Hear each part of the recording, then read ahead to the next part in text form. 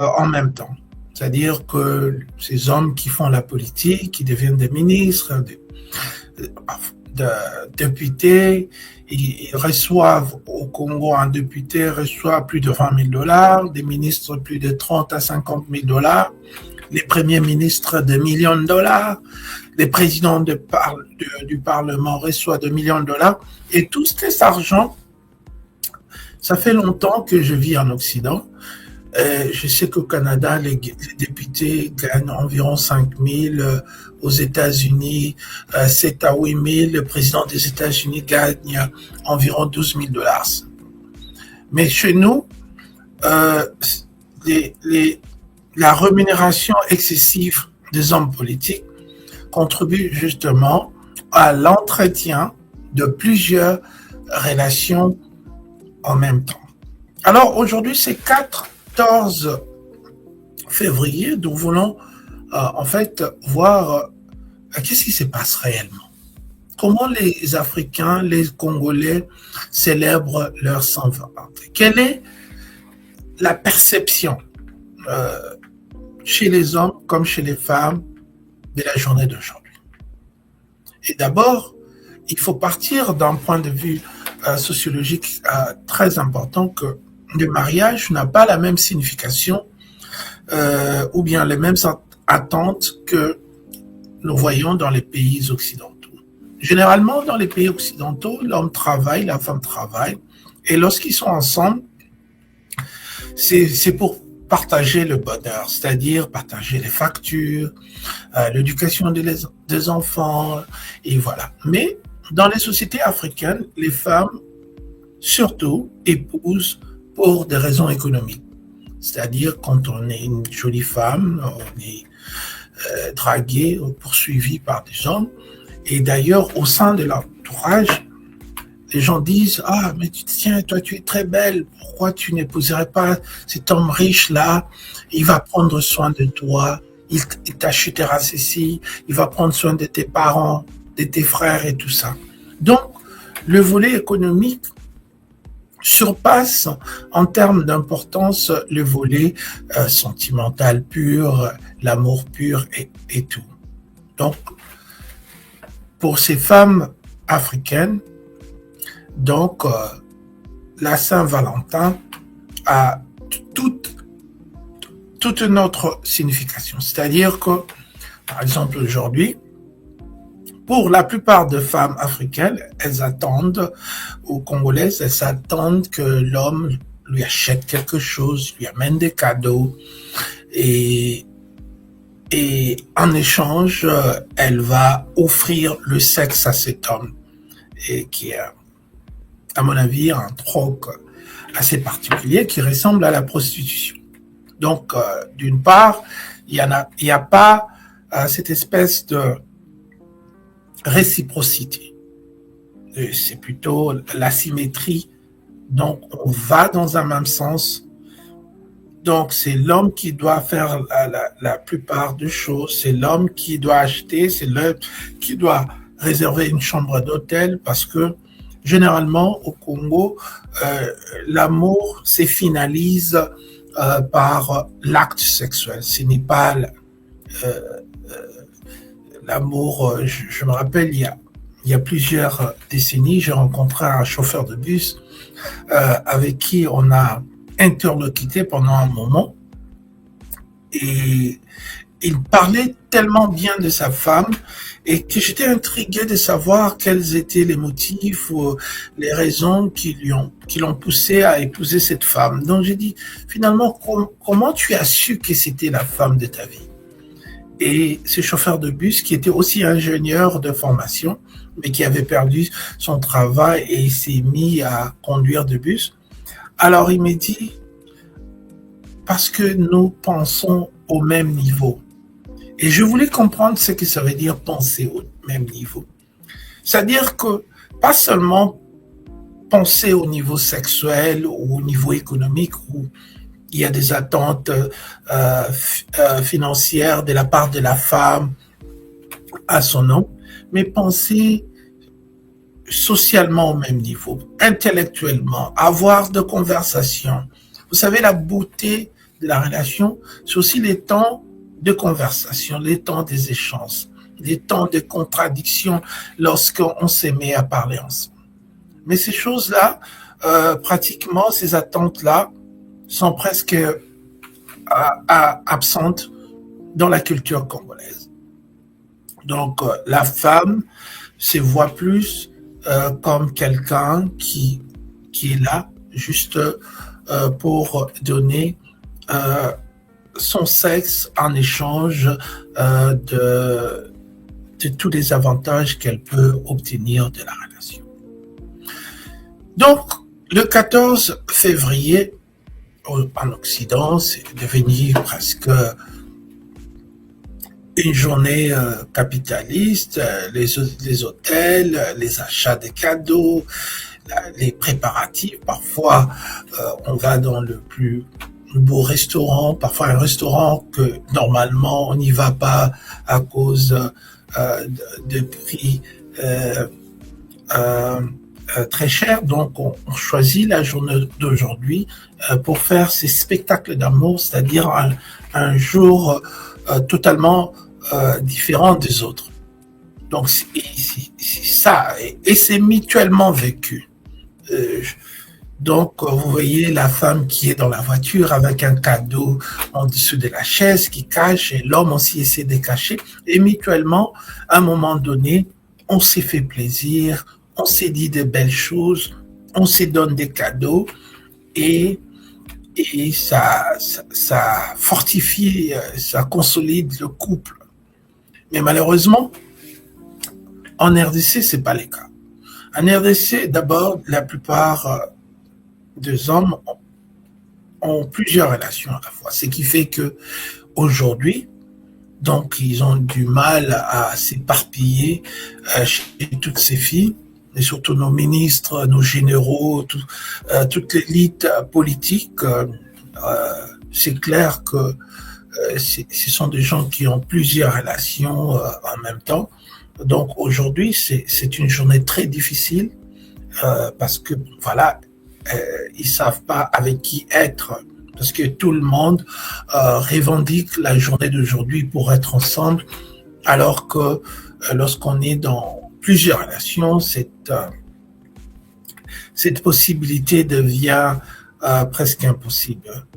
Donc voilà. Donc, et en même temps, je reviens un peu à la pression que les hommes congolais reçoivent de la part de femmes et qui, je rappelle, prennent la relation comme un travail, c'est-à-dire je suis avec toi, tu es mon homme, tu dois payer pour mes cheveux, tu dois m'acheter ceci, tu dois prendre soin de ma mère, mon père est à l'hôpital, tu dois m'aider à faire voyager mon petit frère en France, et tout ça, c'est vraiment la conception économique de l'amour. Il y a, et bien sûr que parfois en vivant ensemble, pendant longtemps, on finit par développer certains sentiments par rapport à cette personne. Mais au rudiment, à l'embryon, l'idée, c'était de sortir de la pauvreté. L'idée, c'était de s'acquérir d'un homme qui va finalement prendre soin de moi. Donc voilà. Alors ces hommes qui ont de l'argent, qui ont atteint une stratification supérieure en termes économiques, et voilà. Donc le fait qu'ils sont polygames ou entretiennent plusieurs relations à la fois, ils sont obligés parfois dans le cadre de leur profession, dans le cadre de leur travail, et surtout dans le cadre de leur exercice du travail public, à entrer dans la corruption simplement pour soutenir les trains de vie avec ces nombreuses conquêtes féminines. Donc c'est pourquoi voilà, donc on n'est pas en train de mettre en comparaison la civilisation occidentale et africaine. On est simplement en train de dire que il y a quand même un déterminisme qui pousse les hommes politiques africains à devenir de voleurs. Parce qu'ils ont plusieurs femmes, ils ont plusieurs maisons. Parfois, il y a des hommes, on en a vu dans l'histoire de la RDC, qui ont fini leur vie avec 100 enfants, avec plusieurs femmes de toutes les générations, c'est-à-dire des hommes qui se marient chaque 10 ans, quoi. Donc, voilà. Donc, c'est une calamité, c'est un fléau qu'il ne faut pas négliger.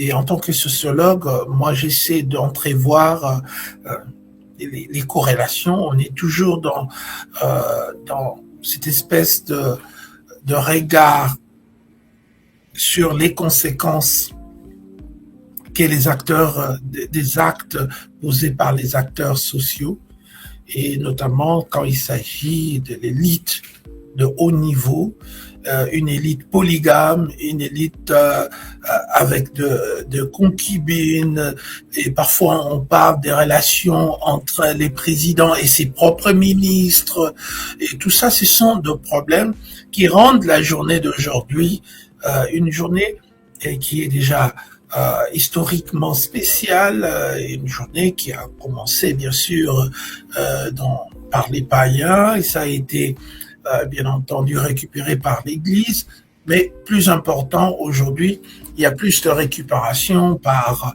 les industriels, les capitalistes, les vendeurs qui font de la journée d'aujourd'hui une journée très très très rentable en termes de choses que les gens vont acheter, ou des cadeaux, ou des hôtels, des voyages, tout ça.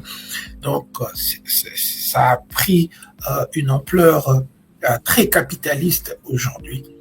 Mais le plus important pour nous, c'est vraiment de voir la chose au niveau de ses conséquences, ou bien la pression que la Saint-Valentin exerce sur les populations.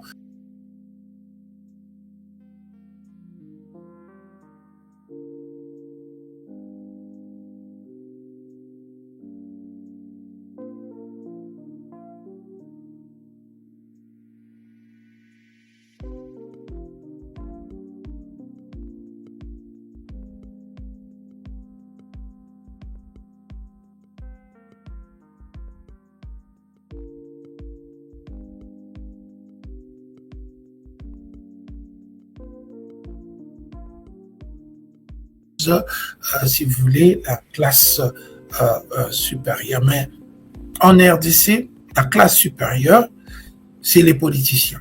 Parce que 60% du budget national est réparti parmi ces politiciens, parmi les dépenses, leur salaire, voilà, voyage. On a vu le président Félix, par exemple, qui a parcouru pratiquement à la Magellan, la planète,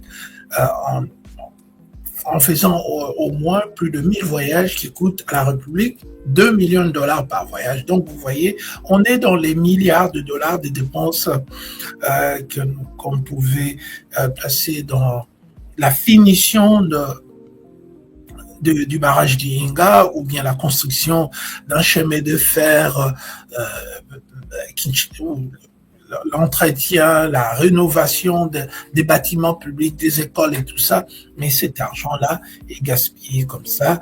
Et nous savons aussi que voilà, il y a plein de rumeurs autour de notre président actuel, qui lui aussi est fidèle à cette pratique de s'entretenir plusieurs relations parallèles en dehors de son épouse officielle. Donc tout ça, c'est Saint-Valentin. Aujourd'hui, c'est un bon jour, et pour nous, nous pensons que l'amour, c'est tous les jours. L'amour, ça ne demande pas un jour spécial, ça ne demande pas tous les jours doit être spéciaux pour quelqu'un qui aime.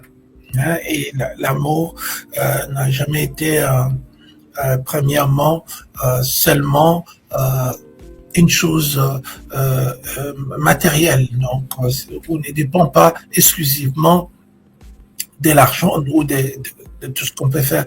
L'amour, c'est juste un sentiment fort que vous avez pour un individu et pour un pays, pour son développement, pour son renchérissement économique, pour l'amélioration de la qualité de vie.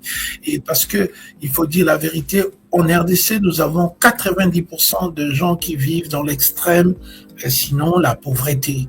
Alors ces gens-là, aujourd'hui, qui sont à Kikwit, qui sont à Guémena, qui sont à Kananga, qui sont dans tout le recoin du pays, n'ont pas accès à toute la luxure qui est proposée pour ces jours, mais au moins, ils ont de l'amour dans leur famille. Et le vrai amour, comme je l'ai stipulé, n'a rien à voir avec les richesses, n'a rien à voir avec les demandes, n'a rien à voir avec le sexe, n'a rien à voir avec essayer d'utiliser les gens pour des choses matérielles. Donc, Saint-Valentin, pour nous, ça doit être aussi un rappel puissant et énorme que ne laissons pas les choses de la vie avoir une suprématie sur nous. Ne laissons pas les gens, ne laissons pas les choses nous dominer.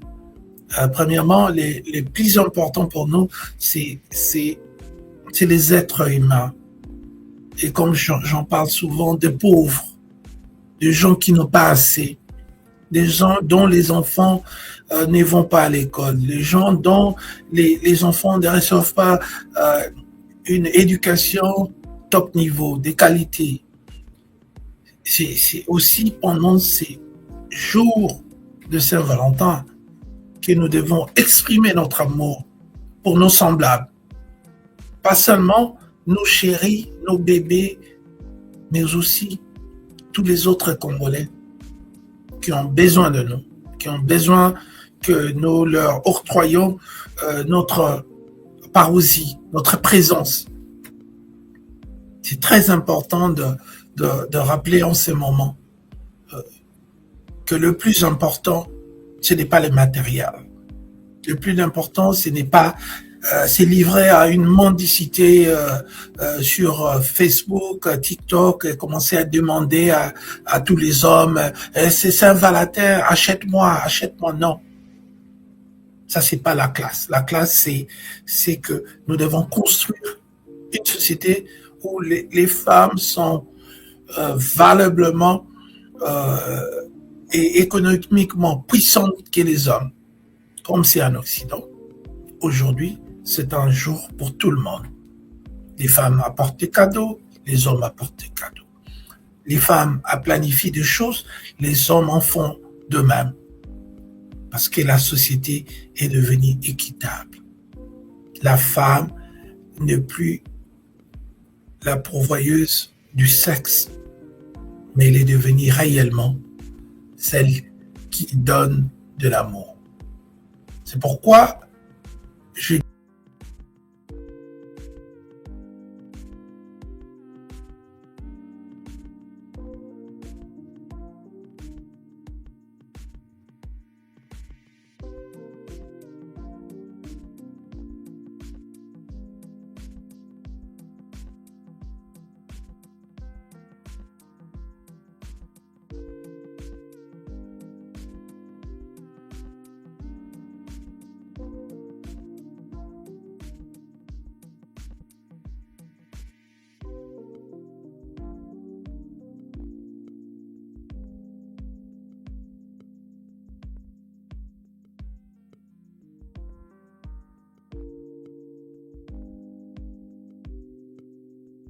sociaux.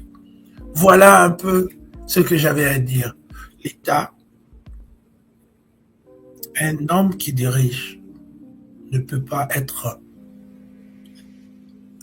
détenteur de plusieurs relations. Ça affaiblit l'État parce que l'État doit nourrir 25 enfants. L'État doit nourrir, prendre soin de plusieurs femmes. Et tout ça, c'est pourquoi vous voyez le train de la vie de l'État congolais est en surdimension.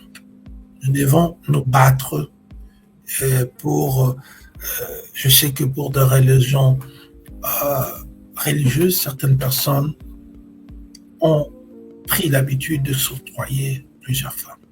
Mais regardons les conséquences au niveau économique, au niveau social et au niveau même de l'entente au sein de la famille. Tout ça, ce sont des questions réelles, fondamentales, et nous devons avoir peur d'aucun problème. On peut discuter de tout, il n'y a pas de tabou. On doit briser tous les tabous afin que nous mettions sur table tous les dossiers qui dérangent, tous les dossiers qui fragilisent notre union, nos États, qui fragilisent notre développement et qui ralentissent même ces processus dans lesquels la plupart des pays du monde font partie aujourd'hui. Ils veulent devenir grands. Et je l'ai dit que le Congo a une taille hégémonique. Nous ne cherchons pas l'hégémonie, nous sommes déjà naturellement, on a naturellement tout ce qu'il nous faut pour être un grand pays. Mais ça demande aussi que nous puissions faire un travail de fond sur nous-mêmes, sur notre société, sur la perception des choses, et nous pouvons aussi faire un travail pour restructurer, pour, si vous voulez, arrêter certaines choses qui ont peut-être des effets négatifs sur notre vie. Alors, je vais finir pour dire que en RDC, la journée d'aujourd'hui,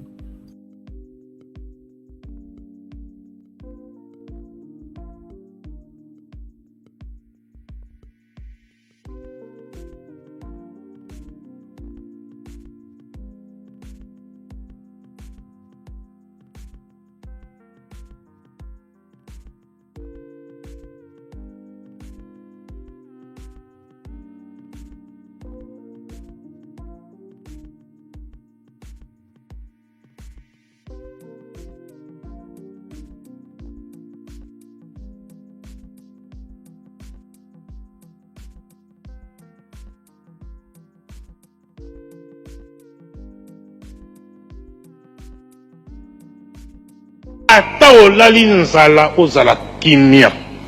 Le Zaïre dans sa diversité. Elingi koloba. Outi na o Zaïre.